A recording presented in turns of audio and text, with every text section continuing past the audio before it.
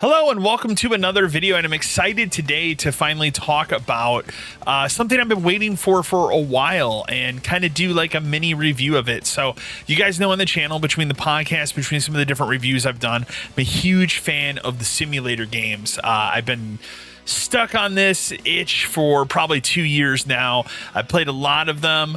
There are a lot of what I refer to as simulator Unity slop games, but I'm excited to say that the two games I'm talking about today are not made in Unity, which is pretty cool. One of the biggest requests I've had for a long time out of a simulator game is I wanted someone to give me a VHS rental store simulator. I've wanted this forever. We've talked about it ad nauseum on the podcast. Something that I've just honestly shocked up to this point that nobody's done it. We've had supermarkets, we've had recycling centers, we've had laundromats, we've had like a slew of different things that have happened. A comic book store, like there's so many of these simulator games out there. I've tried a good variety of them. Most of them I like, but like I said, sometimes we fall into that Unity slop, situation.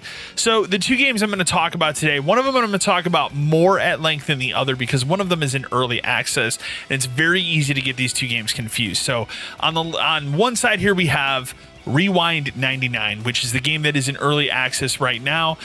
It is an early access game, and I do think that it has some things that could very heavily be improved. I love the art style of it. It makes you feel like you are in a Doug cartoon from the 90s. Like that's the art style that the game has, and I think it's fantastic. But it has issues. It has little things that need to be fixed. Sometimes the frame rate can bog down in the game. Just going in and out of the store. There's a whole town to explore, but there's really not much to do other than pick up some collectibles, which just have like 90s nostalgia behind them. So like, for example, you'll have N64 cartridges, you'll have Tamagotchis and so on. Like those are the kind of things that you can pick up and collect, but that's kind of it. Outside of that, you have like different cameos, from basically parodies of popular movies. I do like in this game that there are specific movies that you can order, and they're all parodies of 90s and early 2000s movies. The biggest issue I have with this game right now, and the reason I stopped playing it, is because, well, you can hire staff. There is no option in the game as of this recording, and I'm sure it'll be something that's fixed later, but when you put someone and set someone to stock shelves in the game, they will stock shit wherever there's an open spot. So that means VHS tapes, candy, toys. It's going to go wherever there is an open slot, and that just throws off the aesthetic of the game for me. So that means that basically I have to be the stocker when I'm playing the game, and that's, you get to a point where it's like you just kind of want the store to run itself so you can go do other shit.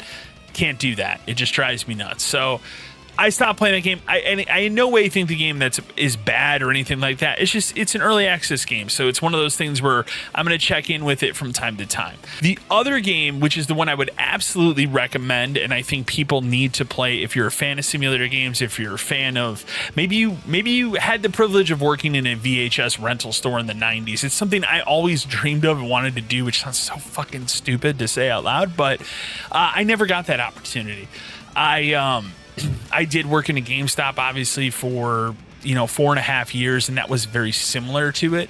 But there's a lot of corporate bullshit around working at GameStop, which we've talked about ad nauseum on the channel. But I never got the chance. The funny thing is, during my tenure at GameStop, there was actually a family video that opened in the town next to me. And think about this. This was in like 2014. So like at the tail end of family video even being a thing.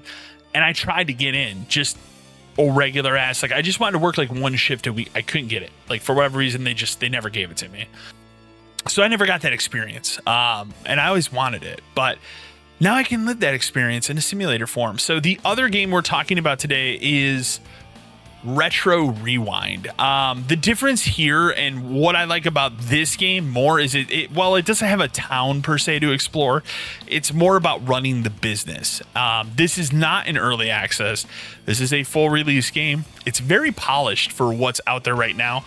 I do have a suspicion, even though there's no tag for AI generated content on the Steam page, I do have a suspicion that the art that is used for the VHS covers for the fake movies in this game are AI generated. It really seems like they are, but there's no tag indicating that. I'm not trying to throw shade at this developer because I'm gonna be honest, I love your game, so I'm really not trying to throw shade at you. This game's fantastic. I've put about roughly 10 hours into each of these games, but Retro Rewind is the one that I keep going back to. The difference here and why the issue of stocking shelves doesn't become a problem is because the tapes are all different. So like when you look at Retro Rewind, for example, when you put up the shelves, you have like one specific movie, or this is Rewind 99, sorry. When you put up specific shelving unit and you go, okay, this is going to be the Austin Powers parody movie, and you make all the shelves that, then like I said, if there's one of those shelves that are empty, somebody's going to come in and throw other shit there. In this game, because all the tapes are basically different except if it's a new release, you kind of get a mix, so you can separate things by genre. So you can be like, okay, this is horror, this is comedy, this is adult movies, there's those are a thing in the game, whatever. And I think that works a lot better. So you remove that element of bad stocking. Now, the other thing is the skill tree here is different than Rewind 99. So in this game, you don't unlock a second employee until you hit, I think what's the max level in the game right now is 20. At least that's as far as I can look ahead on like the little planner. The other thing that's cool about this game is like there's just a lot of things that would realistically happen when you run one of these kinds of businesses. So for example, like the person that I've hired, there's days where the clerk that I have, she's gonna come in and she's hungover. There are days that she comes in and she's just like, I don't feel well, can I go home today? She'll bitch about having a raise. What I like about the customers that you deal with in this game is, you have to deal with late fees or broken tapes. And sometimes they get pretty pissed and they'll actually ask to speak to a manager when you have a clerk.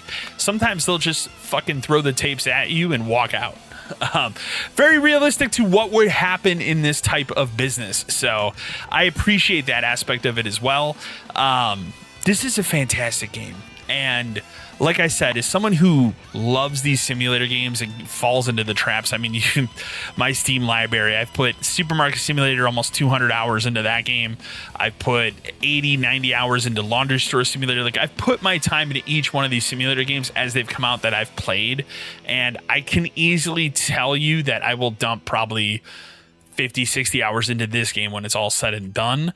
And, if they continue to release content, obviously I'll keep playing it as well. I do know that when you get further in the game, you can actually unlock an arcade, has a fully expansive, like, keep expanding the store, make it bigger. It is fantastic. I highly, highly, highly recommend it. I've just been having a blast playing. It's actually been keeping me from playing Crimson Desert, which is the game that I really should be focusing on right now. But every day it's just like, I just want to play a little bit more of these VHS simulators, but specifically Retro Rewind. So I made this video because I wanted to get it out there, and we did talk about it briefly on the podcast, but I want to make a separate video and just kind of push people towards what I think of these two as the best one right now for your money, which is Retro Rewind. Again, no shade to either of these games, and I think Rewind 99, when it's all said and done, is going to be a great game as well. I also love that these are completely different, like in terms of their visual style. And again, they're not Unity slop games, and I really appreciate that because sometimes you get tired of the Unity slop that comes out for these simulator games. So Retro Rewind, I'm having a fantastic time with it. Highly, highly recommend it. Gets my stamp of approval, and you should definitely go check it out. Remember to like, share, and subscribe to the channel. And as always, till next time.